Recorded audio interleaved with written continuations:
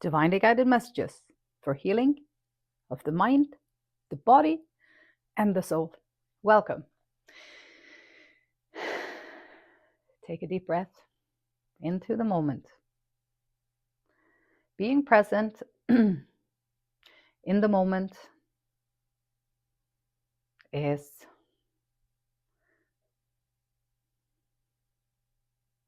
being. This message is about to conform. To conform is to die inside. Be brave and be yourself.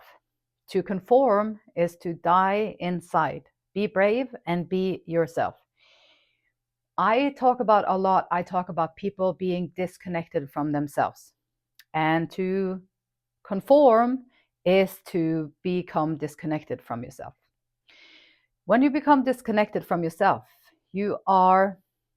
So if you conform, think about it. What is the society we live in? Like, how are we being trained to live? What is the ideal? Like, what is it that we're being encouraged to do by like the powers to be, or like the society? Like, we are trained to like, there are different patterns, different cultures, a little bit different. In here we're like, yeah, okay, you go to school, you get your education, you get your family, you have your kids, you get married, you pay your debts, and you do all the things. You go out party, you go buy the new stuff, you always have to upgrade your stuff, you always want the best stuff. And you can go on a cruise, you can drink there for as much as you want, you can eat gluttony. Gluttony is a big thing these days. Drinking, gluttony, vanity, just over consuming, overdoing everything. And it's not really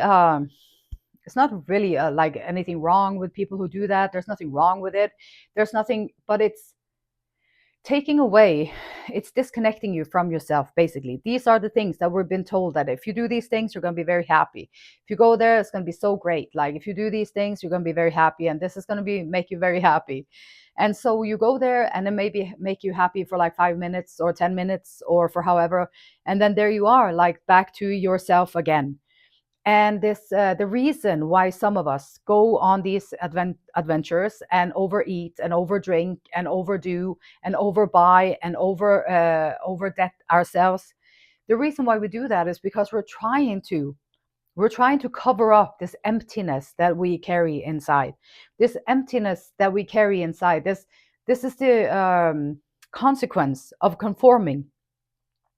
Because we conform to the rules and the regulations of the society around us, we also disconnected from our inner GPS, our inner emotional system, how we feel about things, how you choose things, not because that's what you're supposed to do, but maybe it made you feel good to do that. Maybe that's where you feel, and I'm not talking about the surface things, like it makes me feel good when I'm used to make me feel really good to be punch out drunk because I couldn't remember anything, I couldn't function. And for me at the time, it was a better thing to be unconscious than to be conscious in this world, because I had so many inner things to take care of first. So I'm not talking about feeling good in your misery and going out and doing the things that you feel. That's not your inner GPS. That's your true self trying to communicate with you to make you make different choices, to do different things for yourself. And so how do you conforming to a society is like accepting all the rules, accepting all the roles that we're supposed to play, accepting that every communication that you have is going to be the same over and over again, with different faces, different places, but same conversation over and over again, because this is the rule of that conversation, or this is how this conversation is supposed to play out, or conforming into the traditional roles that we're supposed to be. You're supposed, at your age, you're not supposed to be making music. You're not supposed to be creating art. You're not supposed to be sitting here talking philosophically about you things that you have experienced in your life. You're not supposed to do these things at your age. How dare you? You are not following the prescription. You are off script when you do these things. And it's like, oh, excuse me, but I believe it's still okay to find your childlike self again. And I do believe it's not mandatory to be miserable in life. I do believe it's not mandatory to having to conform to everything. We just don't know any difference, so we do it. It's not mandatory to be miserable and go through life and feel like crap or empty. No, you are allowed to take back your power at any time. You can choose to, you will follow the rules. It's not about breaking the rules or starting to do things that are completely off. Like you follow the rules, but you have your own inner self intact. You don't hop around there and accept the fact that you're just supposed to be in that relationship for 50 years, and we commend it. Two people have been living together and driving each other nuts, and they've been on each other's nerves for, but it gives a sense of safety. So it's a good. We're going to celebrate that. Yay, they did that. And it's like, okay, that's an accomplishment for sure, to not to kill each other along the route along the way. But it's like, what is the meaning of that kind of conditioned commitment? Like, what is the meaning of it if we're not able to be happy in the circumstances that we're in? Are we going to do it just because that's how it is, or are we going to try to go within and find the answers that we can within? I know from experience, you can find yourself more adjusted into, even if you have conformed and your life looks exactly like they told you that you were supposed to live, and then you find yourself, you did all the right things and you did everything the way you're supposed to do it, and here you are like 40 years later and you feel like crap, and you're like, what is this? Like, yeah, they fooled you. Yeah, it wasn't really the happiness route. No, it wasn't really about you at all. It was about what they could get out of you along your way to figuring out that you're not happy at all. So instead of having to, it's a big betrayal. Like, it's a big betrayal. It feels like a big betrayal once you start to open your eyes and you see that no, the happiness from within, you are always allowed to bring back your childlike wonder in life. You are always allowed to find back that spark and the joy and the mischievousness, the joy from the inside. Like, you're always allowed to bring that out. It doesn't have to be so stale. If you look around and you see a lot of these people, they've been walking in the same rhythm and the same life for 50, 60, 70 years, 40, 30, 20, even as young as 20s, they're already starting to go into the rhythm and the routine that they're going to be doing for the rest of their life. The same thing over and over. And then you sit there at the end of your life and you're like, wow, this kind of sucks, or like you're still not satisfied. And then we take it upon ourselves and we be like, okay, maybe there's something wrong with me because I'm not feeling satisfied, I'm not happy about it, so probably it's about me. So let me go to the doctor. They'll give me some medicine so that I will be able to allow the suffering to stay inside of myself and conform. I'm going to be able to conform and do that for a long time because I'm on medicine. So I'm not really feeling myself anymore. I'm not happy anymore. I'm not joyful anymore. I'm not following what my insides say. I'm not doing any of that. I'm not even driving my own car. If you think about it, like, you're not even in the driver's seat of your life. You have allowed the pre-made disposition, the script, you have allowed that to become your manifest. So you're following it to the T. You're not even driving your own car. You're never checking in with yourself anymore. Like, wonder if I walked over, like, if I let me check it. So okay, if I want to experience this thing over there, or should I go and experience this thing over there? So let's think about it, and then in your imagination you think about it, and then you kind of imaginarily go and you see, how do you feel on the inside? Where do you feel most drawn to? And now I'm not talking about if you're an addict and you have a drug problem or whatever, and then you're going to be like, am I going into rehab or I'm going to do more drugs? Not like that. I'm talking about if you're already kind of in balance, you have the understanding that you have the choice within.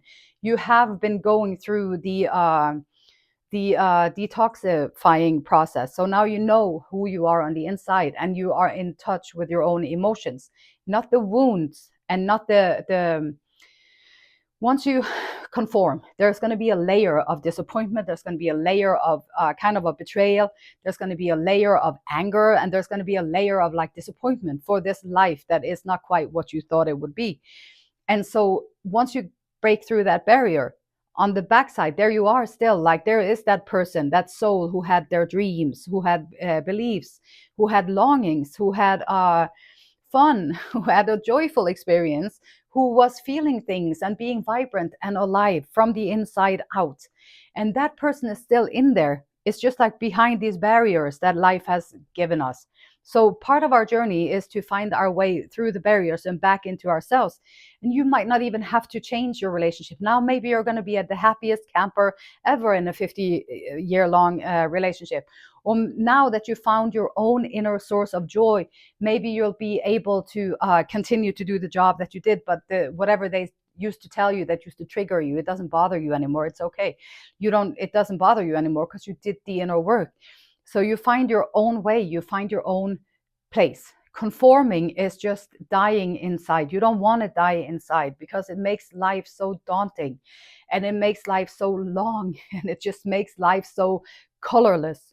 So you want to make sure that you are being brave and you find your back to your true essential self, the true you, who you are on the inside, not who they told you that you're supposed to be, not who they this can be your whole new beginning, like conforming into all the vanity and all the stuff of the world.